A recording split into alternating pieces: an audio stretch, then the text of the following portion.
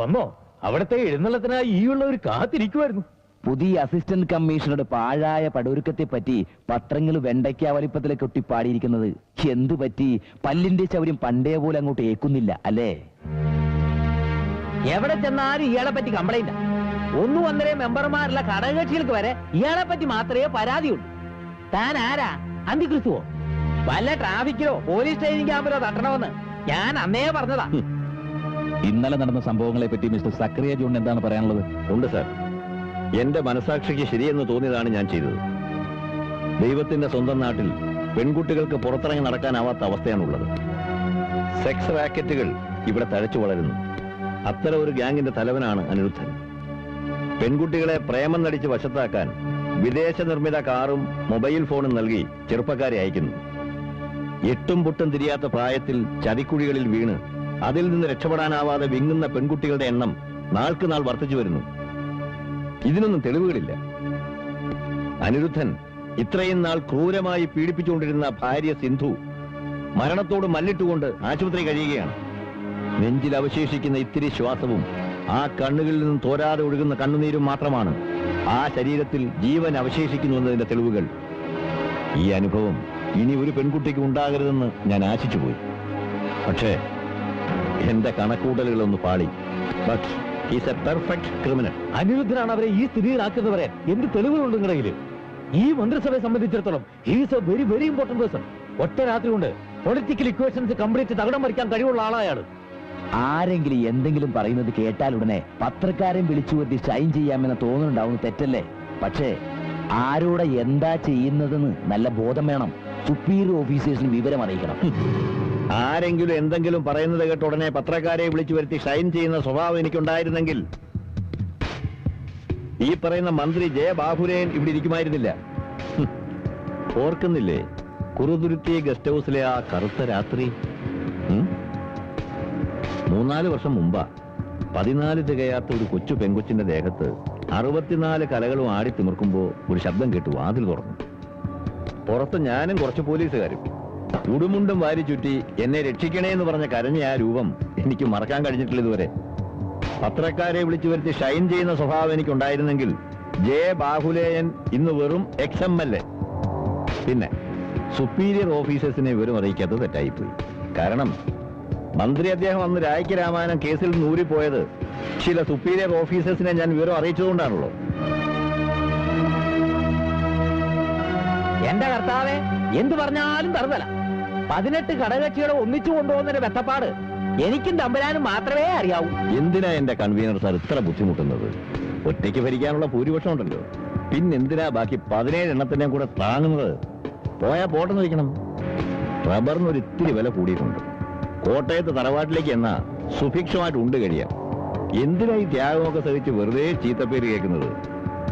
ഇനി ഞാനാ പ്രശ്നമെങ്കിൽ നേരത്തെ പറഞ്ഞതുപോലെ ട്രാഫിക്കിലോട്ടോ പോലീസ് ട്രെയിനിങ് കോളേജിലോട്ടോ എങ്ങോട്ടോട്ടോ തട്ടിക്കോ, ഒരു വിരോധമില്ല. പിന്നെ തറുതല പറയുന്ന കാര്യം, ഇവിടെ ഈ നിരന്നിരിക്കുന്ന എല്ലാ മഹാന്മാരുടെയും ഹിസ്റ്ററിയും ജോഗ്രഫിയും കാണാപ്പാടം പഠിച്ചിട്ടാണ് ഞാനിവിടെ നിൽക്കുന്നത്. അതായത് ഒരു വെടിക്കുള്ള മരുന്ന് എന്റെ കയ്യിലുണ്ടെന്ന് ചുരുക്കം. കൺവീനർക്കുള്ളതുമുണ്ട്. കൂത്രപ്പള്ളി CA ആയിരുന്ന കാലത്ത് ഒരു ടാപ്പിംഗ് തൊഴിലാളിയുടെ മരണം ഓർമ്മയില്ലേ? കൺവീനർ അന്ന് ഇലക്ഷനിൽ തോറ്റി നിൽക്കുക.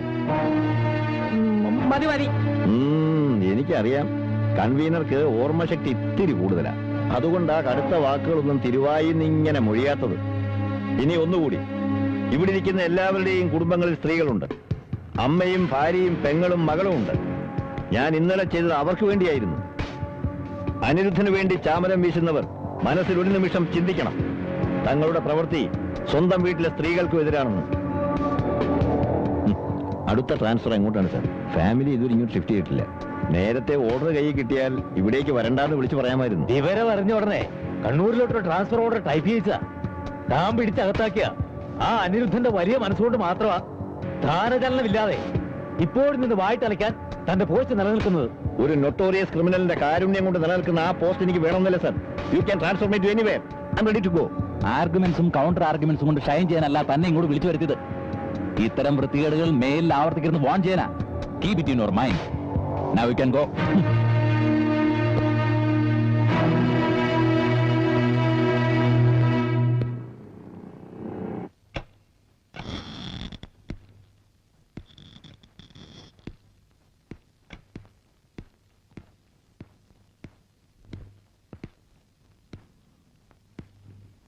ഞാനിവിടെ വന്നിരിക്കുന്നത് കേസിന്റെ ആവശ്യവുമായല്ല. ഒരു മനുഷ്യൻ എന്ന രീതിയിൽ സിദ്ധാർത്ഥന്റെ ദുഃഖത്തിൽ പങ്കുചേരാനാണ്. എന്നെ സഹായിക്കാൻ ഒരുപാട് ശ്രമിച്ചെന്ന് എനിക്കറിയാം. പക്ഷേ നമ്മുടെ രാജ്യത്തിന്റെ മാത്രം ശാപമാണിത്.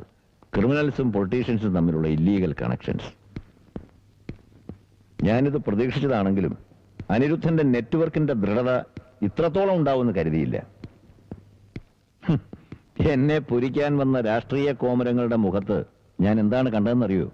എച്ചിലല നക്കിത്തോർത്തി വിശപ്പടക്കി നിൽക്കുന്ന തെരുവുനായുടെ ശൗര്യം. ഇനി ഈ കേസിൽ എന്താണ് സർ ചെയ്യാൻ കഴിയുക? കേസിന് നിങ്ങൾ ഉദ്ദേശിക്കുന്ന തരത്തിലുള്ള ഇംപ്രൂവ്മെന്റ് ഉണ്ടാകണമെങ്കിൽ സിന്ധു ജീവിതത്തിലേക്ക് മടങ്ങി വരണം. അവളുടെ മൊഴിയിലൂടെ മാത്രമേ നമുക്ക് അനിരുദ്ധനെ കൊടുക്കാനാവൂ. ഇറങ്ങട്ടെ. എന്നെ കൊണ്ടാവുന്ന സഹായങ്ങൾ ചെയ്യാൻ ഞാൻ തയ്യാറാണ്. അത്രേ എനിക്കിപ്പോ പറയാൻ പറ്റും.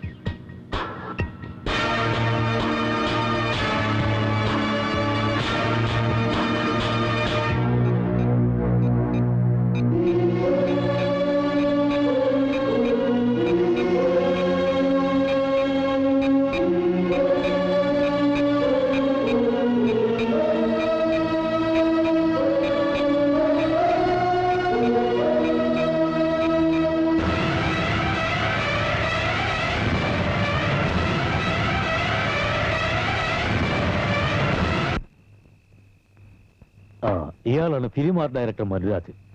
4 തവണ മികച്ച കലാസംവിധാനത്തിന് സ്റ്റേറ്റ് അവാർഡ് മേടിച്ച ആളാണ്. അനിരുദ്ധന്റെ വീട് ആൾതാമസമില്ലാത്ത പഴയ വീടാക്കി മാറ്റാൻ ഇയാൾ ഒരുപാട് പാടുപെട്ടു.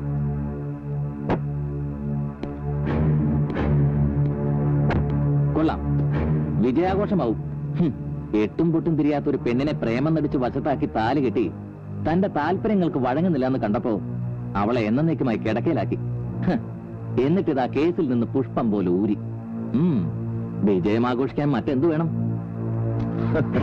Exactly, yes, it's A celebration. വേണമെങ്കിൽ ക്യാപ്റ്റനും കൂടാം. ടെൻഷൻ മാറ്റാൻ നല്ലതാണ്. ഇപ്പോ ഇവിടെ വച്ച് ഈ നിമിഷം നിന്നെ എനിക്ക് അവസാനിപ്പിക്കാൻ അറിയാഞ്ഞിട്ടല്ല.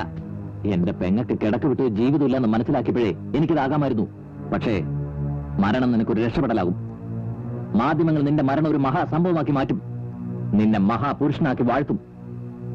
ഇനിയും അനിരുദ്ധമാരുണ്ടാവാൻ സാഹചര്യം ഉണ്ടാവും. അതുണ്ടാവരുത്. സമൂഹത്തിന്റെ മുന്നിൽ നീ അണിഞ്ഞിരിക്കുന്ന മാന്യതയുടെ മുഖംമൂടി പിച്ച് ചീന്തപ്പെടുന്ന ആ നിമിഷം, അന്ന് ഞാൻ നിന്റെ മുന്നിലെത്തും, നിന്റെ മരണത്തിന്റെ ദൂതുമായി. അതുവരെ നിന്റെ ആയുസിന് ഞാൻ കനിഞ്ഞു നൽകുന്ന എക്സ്റ്റൻഷനാണിത്. Come on, celebrate it. വെറുതെ മാന്യന്മാരുടെ വീട്ടിൽ വന്ന് അനാവശ്യം പറയരുത്. തൂക്കിയെടുത്ത് അകത്തിടുന്നു. ചേട്ടേ, ഇവൻ വച്ചു നിൽക്കുന്ന ഉച്ചിഷ്ടം നിന്നിട്ട് എന്റെ നേരെ കുറയ്ക്കുന്നോ? ഞാൻ അണിയുന്ന യൂണിഫോം കണ്ട നിന്റെ തലപ്പത്തിരിക്കുന്നവരോ എന്റെ മുമ്പിൽ സല്യൂട്ട് അടിച്ച് ഓച്ചാനിച്ച് നിൽക്കും. സിദ്ധാർത്ഥനെ തൂക്കി അകത്തിരുന്നാല് നിന്റെ തലയിലിരിക്കുന്ന തൊപ്പിയും തോളത്തിരിക്കുന്ന നക്ഷത്രങ്ങൾ തികയാതെ വരും. എന്താ സംശയമുണ്ടോ?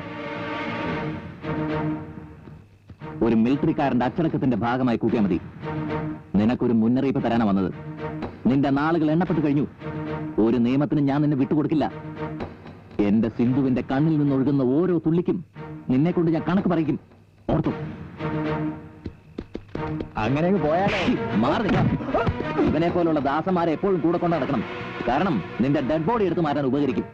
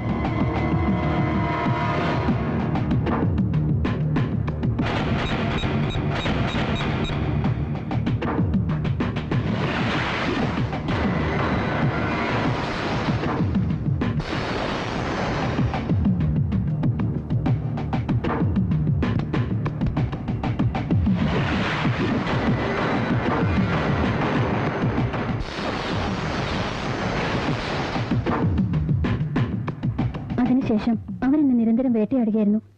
അനിരുദ്ധർ എന്ന് പറയുന്ന ഒരാൾ എന്നെ വഴിയിൽ തടഞ്ഞു നിർത്തി ഭീഷണിപ്പെടുത്തി.